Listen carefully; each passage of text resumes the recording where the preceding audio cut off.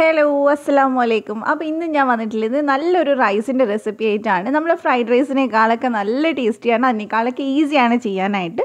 അപ്പോൾ എല്ലാവരും ട്രൈ ചെയ്ത് നോക്കാം. നമുക്കിതെങ്ങനെ ചെയ്യുന്നതെന്ന് വേഗം നോക്കിയിട്ട് വരാം. അപ്പോൾ ആദ്യം തന്നെ ഞാൻ ചോറ് വേവിക്കാനായിട്ട് ഞാനിവിടെ കുറച്ച് വെള്ളം വെക്കുന്നുണ്ട്. അപ്പോൾ ഞാൻ 1 കപ്പ് ബസ്മതി അരിയാണ് കേട്ടോ ഇതിന് എടുക്കുന്നത്. അപ്പോൾ ഇതിനകത്തോട്ട് നമുക്ക് ആവശ്യത്തിനുള്ള ഉപ്പും അതുപോലെ തന്നെ 1 ടീസ്പൂൺ ഓയിലും കൂടി ഒഴിച്ചു കൊടുക്കുക. സൺഫ്ലവർ ഓയിൽ എടുത്തിട്ടുള്ളത്. അത് തിളച്ച് വരുന്ന സമയത്ത് നമുക്ക് ഇതിനകത്തോട്ട് അരി ചേർത്ത് കൊടുക്കുക. അരി നമ്മൾ അരമണിക്കൂർ കുതിർത്തി വെച്ചിട്ടുള്ള അരിയാണ്. ബസ്മതി അരി 1 കപ്പ് ബസ്മതി അരി നന്നായിട്ട് കഴുകിയിട്ട് അരമണിക്കൂർ കുതിർത്തി വെക്കുക. അതിനുശേഷമാണ് നമ്മൾ ഇതിലേക്ക് ചേർത്ത് കൊടുക്കുന്നത്. അത് നമ്മൾ നന്നായിട്ട് വേവിച്ചെടുക്കുക. പിന്നെ വേവിക്കുന്ന സമയത്ത് നമ്മൾ ഫ്രൈഡ് റൈസ് ഉണ്ടാക്കുമ്പോൾ എപ്പോഴും ശ്രദ്ധിക്കണം, കുഴഞ്ഞു പോകരുത്. ചോറ് വേറെ വേറെ തന്നെ നിൽക്കുന്ന രീതിക്ക് വേണം നമ്മൾ എടുക്കാനായിട്ട്. ഇതിപ്പോൾ ഇവിടെ റെഡി ആയിട്ടുണ്ട്, നല്ല പെർഫെക്റ്റ് ആയിട്ട് വന്നിട്ടുണ്ട്. ഇനി നമുക്കിതിലെ വെള്ളമൊന്ന് ഊറ്റിക്കളഞ്ഞ് മാറ്റി വയ്ക്കാം. ഇനി നമുക്കിത് ഉണ്ടാക്കാൻ വേണ്ടിയിട്ട് ഒരു പാൻ വെച്ചിട്ടുണ്ട്. അതിനകത്തോട്ട് ഞാനിപ്പോൾ 2 ടേബിൾ സ്പൂണോളം ഓയിൽ ഒഴിച്ച് കൊടുക്കുന്നുണ്ട്. നമുക്ക് കുറച്ചൊന്ന് ഫ്രൈ ചെയ്തെടുക്കാനുണ്ട്. കുറച്ച് ഓയിൽ കൂടുതൽ എടുത്തതേ ഉള്ളൂ. അപ്പോൾ ഞാൻ ഇതിൽക്കിനി ചേർക്കുന്നത് വെളുത്തുള്ളിയാണ്. വെളുത്തുള്ളി ഞാൻ ഏകദേശം ഒരു 25-30 എടുത്തിട്ടുണ്ടാവും ഏകദേശം.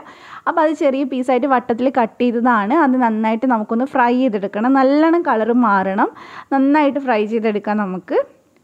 അപ്പോൾ അത് ഈ ഒരു പരുവത്തിലാവുന്ന സമയത്ത് നമുക്ക് പെട്ടെന്ന് തന്നെ ഇത് കോരി മാറ്റാം. ഈ ഒരു ഫ്ലേവർ നല്ലപോലെ ഓയിലിൽ ഇറങ്ങുകയും ചെയ്യും. അതുപോലെ തന്നെ ഈ വെളുത്തുള്ളി നമ്മൾ ചോറിൽ മിക്സ് ചെയ്യുന്ന സമയത്ത് നല്ല ടേസ്റ്റാണ് ഉണ്ടാവുക.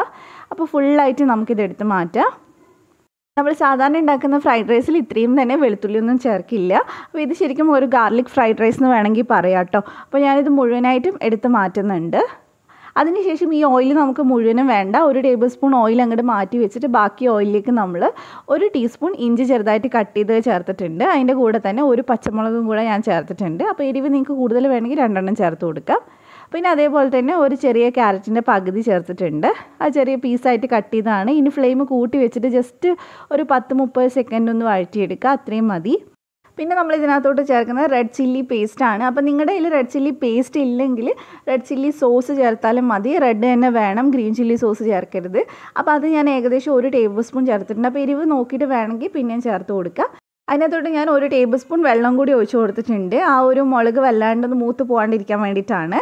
അപ്പോൾ അതൊന്ന് നന്നായിട്ടൊന്ന് വറ്റി വരുന്ന സമയത്ത് നമുക്ക് ഇതിലേക്ക് വേവിച്ച് വെച്ചിട്ടുള്ള ചോറ് ചേർത്ത് കൊടുക്കാം. എന്നിട്ട് ചെറുതായിട്ട് ഞാൻ ഒന്ന് മിക്സ് ചെയ്യുന്നുണ്ട്. അടിയിൽ അത് കരിഞ്ഞു പോകാണ്ടിരിക്കാൻ വേണ്ടിയിട്ടാണ് കേട്ടോ. അപ്പോൾ ഫ്ലെയിം കുറച്ച് വെച്ചിട്ട് മിക്സ് ചെയ്യുക. ഇനി നമുക്ക് ഇതിനകത്തോട്ട് വിനാഗിരി ചേർത്ത് കൊടുക്കാം. ഞാൻ 1.5 ടീസ്പൂൺ വിനാഗിരി ചേർക്കുന്നുണ്ട്. അതുപോലെ തന്നെ 1.5 ടീസ്പൂൺ സോയ സോസ് ചേർത്തിട്ടുണ്ട്.